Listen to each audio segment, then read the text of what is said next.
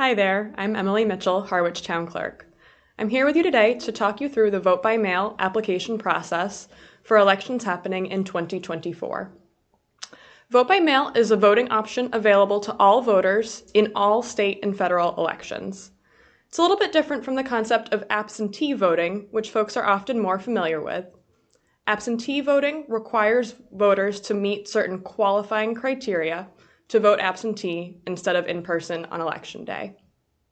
Vote by mail, on the other hand, is a newer option to Massachusetts voters, and it allows folks to vote by mail without meeting any qualifying criteria. So if you'd like to vote by mail, you're welcome to do so in all state and federal elections. Before those elections, the Secretary of State's office sends out a vote by mail application postcard to all registered voters in the state. I wanted to walk you through what that application looks like today, so you're familiar with how to fill it out, how to return it, and what happens once it's been received in our office. You likely received the mailing for the presidential primary at your home recently. There are two different versions of that application that are circulating, one that goes to voters who are enrolled in a party, and one that goes to folks who are unenrolled or independent. In the state of Massachusetts, enrolled voters only have the option of voting for that party's primary. Unenrolled voters have the option to choose which ballot they'd like to vote. So one version of the postcard went to folks who are enrolled in a party, and I'll walk through that version with you first. You'll notice that it has some information about you as the voter, your full first and last name, your residential address where you're registered to vote, a barcode which links your voter profile to our voter registration database, information about your precinct. Then you'll notice an area for you to fill in where you would like your ballot mailed to. Now, if you'd just like your ballot mailed to your residential address where you're registered to vote, you can leave that area blank. If you'd like that ballot mailed to a different location, please fill in that address on those lines. Important to note, that won't change your mailing address in our database. It will be specific for the ballot you've requested. The next line is for your phone number. That is optional, though we highly recommend folks provide a phone number with us. That gives folks in the town clerk's office a chance to reach out to you if there are any errors on your application that would prevent us from processing it. Otherwise, we'll reach out to you by snail mail to send you a blank application or make corrections.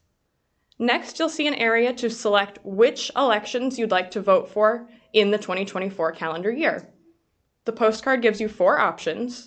You can choose all 2024 elections, or you can individually choose the March presidential primary, the September state primary, or the November presidential election.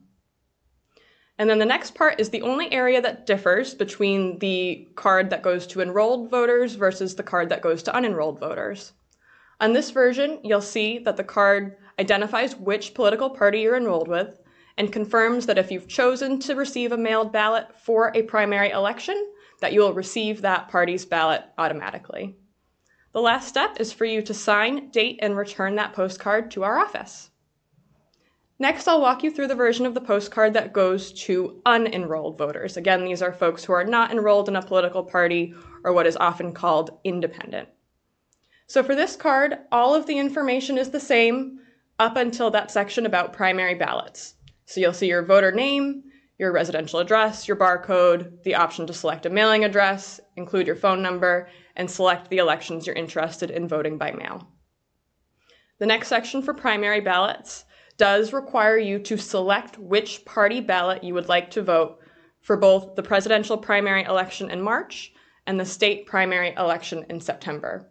You can choose different party ballots for both, so you'll check which ones you want to receive. If you want to receive a primary ballot, you must check those boxes. We cannot process an application if those boxes are left blank.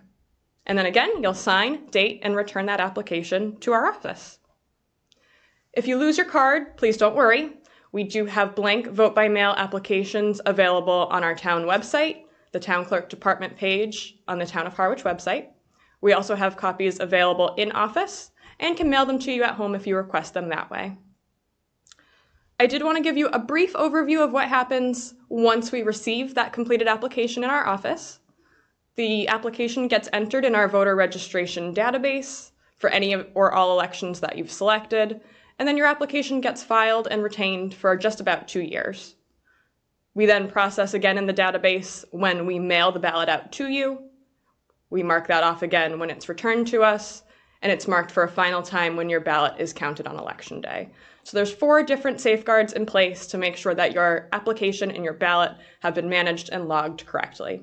If you ever need confirmation on your specific application or specific ballot, including when we've received your application, mailed or received your ballot, or processed your ballot, you can call us anytime and we can share that information with you. If you have any questions or concerns about the application or voting process, please contact us in the town clerk's office. Our contact information is listed on your screen below. Thank you so much. We look forward to seeing you in our busy 2024 election year.